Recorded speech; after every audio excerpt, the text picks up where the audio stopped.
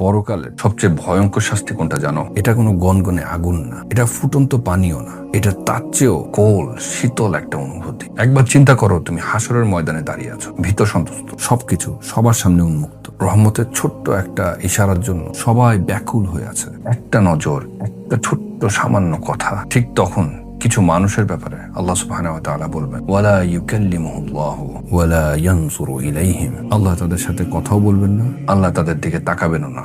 আয়াতটা একটু ধীরস্থির ভাবে আবার পড়ে দেখি। আল্লাহ সুবহানাহু ওয়া তাআলা কথাও বলবেন না, তাকাবেনও না। আমরা সারাটা জীবন শুধু মানুষের অ্যাটেনশন পাওয়ার জন্য কাটিয়ে দিই। সবাই যেন আমাদের দেখে, আমাদের কথা শুনে, আমাদের গুরুত্ব দেয়। আর সেই দিন সবচেয়ে বড় ক্ষতি হবে এই একটা জিনিস, সাত আসমানের সৃষ্টিকর্তা স্বয়ং তোমার দিক থেকে মুখ ফিরিয়ে নিচ্ছেন। কারণ সাধারণ শাস্তি তো কেবল শরীরকে কষ্ট দেয়, কিন্তু আল্লাহর এই প্রত্যাখ্যান আত্মাটাকে গুলিয়ে দেয়। এই দুনিয়াতে আমাদের পছন্দের মানুষ, ভালোবাসার মানুষ যখন আমাদের ইগনোর করে, তখন কতটা খারাপ লাগে। একটা রিপ্লাই দিতে দেরি হওয়া, একটা কোল টোন, মুখের উপর দরজা বন্ধ করে দেওয়া। এবার ভাবো, তুমি আল্লাহর সামনে দাঁড়িয়ে আছো, আর ওই পাশ থেকে কেবলই নীরবতা। জান্নাতীরা কিন্তু শুধু নদীর নিয়ামতই পাবে না, তাদের সবচেয়ে বড় উপহারটা আরো গভীর। সালামুন কওলাম মির রাব্বির রহিম। পরম দয়ালু রবের পক্ষ থেকে বলা হবে শান্তি। আল্লাহ নিজে তাদের সাথে কথা বলবেন। চিন্তা করো, এটা কত বড় একটা সম্মান। তাই জাহান্নামের আসল ভয়াবহতাটা আগুন না, এর আসল ভয়াবহতাটা হচ্ছে দূরত্ব। যাকে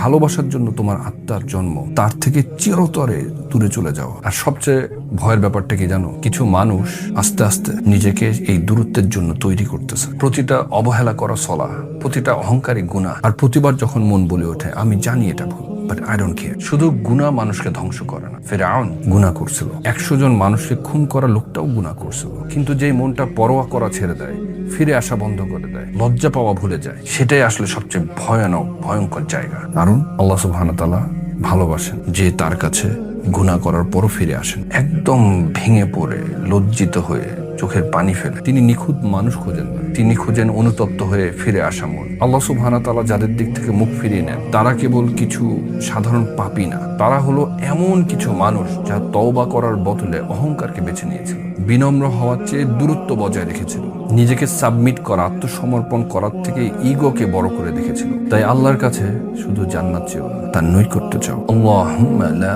তুরিদ আন্নী ইয়াওমা আলকা। হে আল্লাহ, যেদিন আমি আপনার সামনে এসে দাঁড়াবো, সেদিন আমার দিক থেকে মুখ ফিরিয়ে নেবেন না। কারণ সবচেয়ে ভয়ঙ্কর শাস্তিটা আগুন ছিল না, সবচেয়ে ভয়ঙ্কর শাস্তিটা হচ্ছে সেই কঠিন মুহূর্তে দাঁড়িয়ে থাকা, যেখানে মনটা রহমতের একটা মাত্র নজরের জন্য ছটফট করবে।